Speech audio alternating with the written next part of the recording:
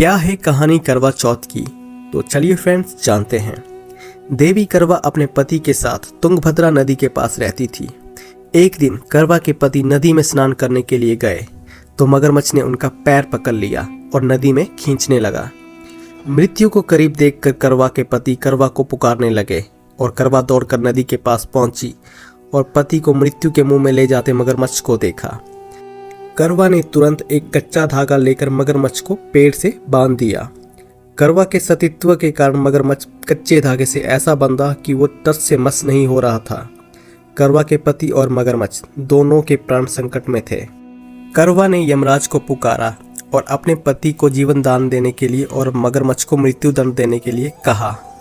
यमराज ने कहा, मैं ऐसा नहीं कर सकता हूँ क्योंकि अभी मगरमच्छ की आयु शेष है और तुम्हारे पति की आयु पूरी हो चुकी है।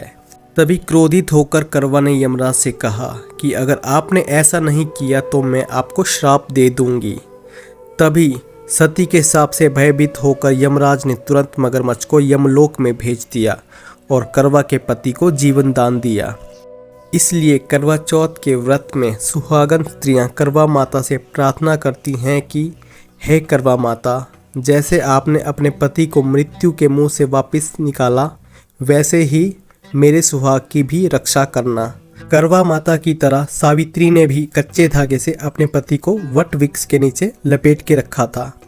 कच्चे धागे में लिपटा प्रेम और विश्वास ऐसा था कि यमराज सावित्री के पति के प्राण अपने साथ लेकर नहीं जा सके। सावित्री के पति के प्राण को यमराज को लौटाना पड़ा और सावित्री को वरदान देना पड़ा कि उनका सुहाग हमेशा बना रहेगा और लंबे समय तक दोनों साथ रहेंगे।